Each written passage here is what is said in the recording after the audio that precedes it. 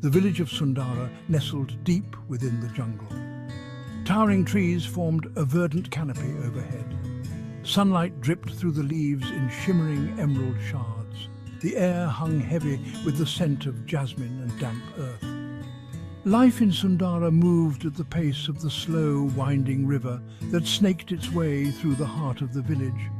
The villagers lived in harmony with nature. They worshipped the elements and paid homage to the spirits of the jungle.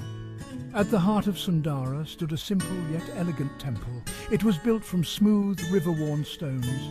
Offerings of fruit, flowers and precious stones adorned the temple altar. The villagers believed these offerings appeased the gods and ensured their continued protection. Life was peaceful in Sundara, predictable, serene, until the baboons came. A troop of baboons, their fur the colour of burnt cinnamon, discovered the village. They were drawn by the scent of ripe mangoes and the promise of mischief. The villagers, initially amused by the baboons' antics, soon found their amusement turning into exasperation. The baboons were incorrigible thieves. They would descend upon the village square, their nimble fingers plucking mangoes from baskets and snatching sweets from unsuspecting children. But their most audacious act was yet to come. One day the villagers awoke to find their temple stripped bare. The offerings of fruit, the garlands of flowers, even the precious stones were gone. The villagers were aghast. This was sacrilege. The village elders, their faces etched with worry, gathered to discuss the situation. They decided to hold a special prayer ceremony, seeking divine intervention to rid themselves of this troublesome troop. Little did they know, their prayers would be answered in the most unexpected way. Temple priestess, we must seek the help of the gods. Only they can save us from this menace. On the third day of their fervent prayers, the heavens opened. A blinding light engulfed the village. When the light subsided, standing in the center of the village square was a figure of unimaginable splendor. It was God Almighty, radiating power and serenity. The villagers prostrated themselves before their deity. They poured out their woes, their voices trembling with a mixture of fear and reverence. God listened patiently, his expression unreadable. When the villagers were done, God spoke, his voice a deep, resonating rumble.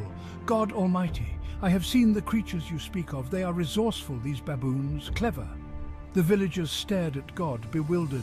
Was he not here to punish the blasphemous creatures? God, sensing their confusion, smiled. God Almighty, do not mistake amusement for approval of theft, but I see potential in these creatures, a spark of the divine. He then announced, God Almighty, I will bestow upon them a series of trials, testing their wit, their speed, and their ability to work together. Succeed, and they shall earn my favor. Village elder, we are grateful, O Mighty One. We shall prepare for the trials. And so the villagers awaited the trials, wondering what fate would befall the clever baboons. With a mischievous glint in his eye, I devised 3 trials for the baboons. The first tested their wit. A giant puzzle box adorned with intricate carvings appeared in the jungle.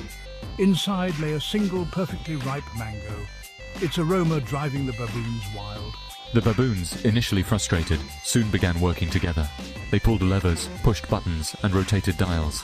Finally, with a satisfying click, the box swung open. The second trial tested their speed. A lush green vine, growing at an impossible angle, sprouted from the earth. At its peak hung a bunch of glistening berries, said to be the favorite of the monkey god Hanuman. The baboons, energized by the challenge, formed a living chain, each one using their strength and agility to allow the next to climb higher.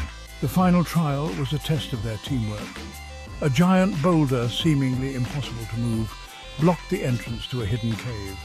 Legend had it that inside lay a treasure beyond imagination.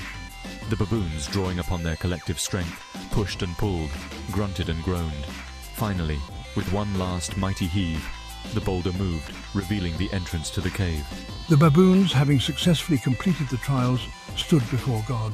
You have proven yourselves worthy. From this day forth, you shall be known as the Chosen Thieves. Word had reached God of a tyrannical king who ruled a distant land. This king hoarded wealth while his people starved. God saw an opportunity to use the baboons for a greater good. He charged them with a sacred mission to infiltrate the king's impenetrable palace and steal a portion of his ill-gotten wealth. The baboons, emboldened by God's blessing and their newfound purpose, embarked on their mission. They traveled for days, their journey fraught with peril. They crossed treacherous ravines, outsmarted cunning predators, and even navigated the bustling marketplaces of human cities, all the while remaining undetected. Finally, they reached the king's palace. It was a fortress of gold and marble, guarded by fearsome warriors and ferocious beasts. But the baboons, with their unmatched agility and cunning, were undeterred. They scaled the palace walls, their nimble fingers finding purchase on the smoothest of surfaces. They slipped past the guards, their movements as silent as whispers on the wind. They even befriended the king's pampered pet panther, using their charm and a few stolen treats to turn a potential foe into an unwitting ally. The baboons located the king's treasure vault. It was a sight to behold. Gold glittered under the light of 1,000 oil lamps. Precious gems sparkled like captured stars. Silks and spices, perfumes and paintings filled the room, a testament to the king's greed. But the baboons, mindful of their mission, did not succumb to temptation. They took only what was needed, just enough to ensure the well-being of the king's impoverished subjects. Their mission accomplished, the baboons made their escape, as silently and swiftly as they had come. The next morning, the king awoke to find his treasure vault strangely lighter. He was furious. He ordered his guards to find the culprits and bring them to justice. But the baboons were long gone, back in Sundara, where they distributed their spoils amongst the villagers. News of the baboons' daring heist reached God. He smiled, pleased with their ingenuity and their compassion.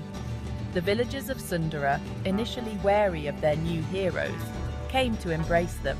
They realized that cleverness and resourcefulness were qualities to be admired, not feared. The baboons, once seen as pests, were now celebrated as the chosen thieves, their legend woven into the very fabric of Sundara's folklore.